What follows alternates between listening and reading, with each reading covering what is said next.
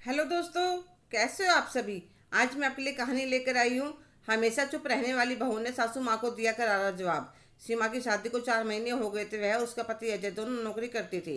सीमा की ससुराल में उसके जेठ जेठानी और उनके बच्चे सास ससुर थे। बड़े जेठ जेठानी सीमा, अजय, सास ससुर और उनके बच्चे एक ही घर में रहते थे। छोटे जेठ जी की नौकरी मुंबई में थी, तो वह अपनी बीवी बच्चों के साथ वहीं रहते थे और साल भर में एक बार आते थे।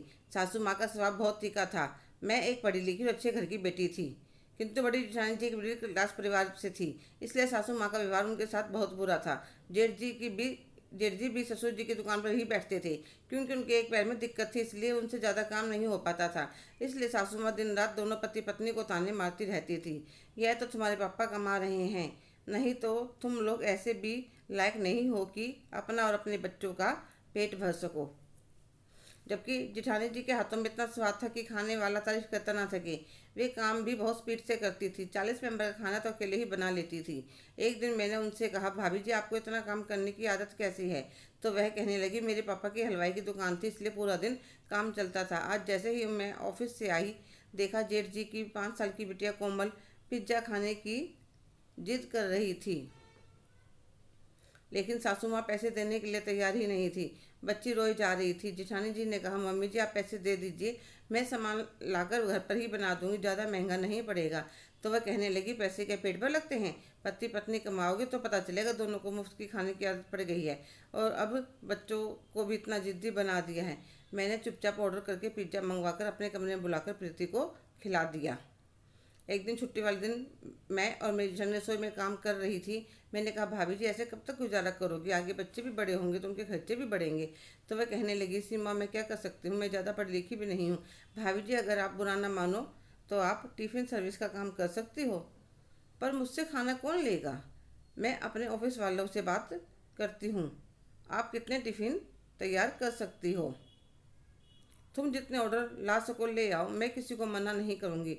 अगले दिन सीमा अपने ऑफिस में बात करती है और 20 टिफ़िन का ऑर्डर मिल जाता है। उसकी जेठानी सुधा बहुत खुश होती है, पर जब सासू माँ को पता चलता है तो वह सुधा के सिर पर चढ़ जाते, तुम्हें शर्म नहीं आती हमारी समाज में बेइज्जती करवाते हुए। क्या हम तुम्हें खाने के लिए खाना नहीं देते, जो यह टिफ़िन बेचने का काम कर रही हो। मम्मी जी टिफ़िन सर्विस के काम में क्या बुराई है, घर में खाना बनाकर एक ऑफिस में डिलीवरी तो ही देनी है। सच बात तो यह थी, इतने सालों से सासू माँ को अपने बेटे बहू को पैर के नीचे दबाने की आदत पड़ गई थी। अब उन्हें लगा अगर यह कमाने लग गए तो तुम्हारे हाथ से निकल जाएंगे, इसलिए उन्होंने आखिर तीर छोड़ा। यह मेरा घर है, जैसे मैं कहूँगी वैसा ही रहना पड़ेगा, नहीं तो घर छोड़कर जा सकते हो।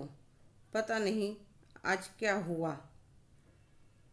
जेठानी जी को भी गुस्सा आ गया, जो कभी सासू माँ के सामने एक आवाज़ तक नहीं निकालती थी। वह भी बोल पड़ी, कोई बात नहीं मम्मी जी, अगर आप चाहते हो हम यह घर छोड़कर चले जाएं तो चले जाएंगे। और वे सच में 2 दिन बाद उन्होंने एक कमरा और रसोई किराए पर ले लिया और अपने गले की चैन बेचकर अपना काम स्टार्ट करा। अब सुधा के पति महेश भी उसकी हेल्प करवाने लगे। उसने भी दुकान पर जाना छोड़ दिया था। 6 महीने में उनका काम चल निकला। फिर तो उन्होंने एक मेड भी रख ली, जो उनके साथ काम करवाने में हेल्प करती थी।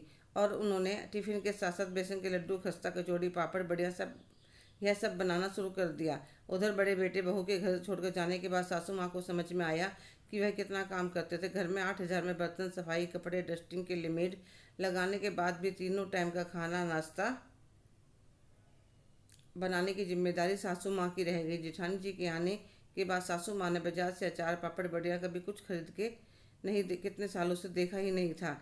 जेठ जी के दुकान पर न जाने की वजह से ससुर जी को एक मुनीम रखना पड़ा, जो पूरी दुकान का हिसाब किताब देखता था। कितना खर्चा बढ़ गया था घर का। जो सासू माँ एक दाल और सब्जी के साथ भी खाना खाते हुए नखरे दिखाती थी, अब वह सुबह सब्जी बनाकर रख देती और रात तक वही खाता।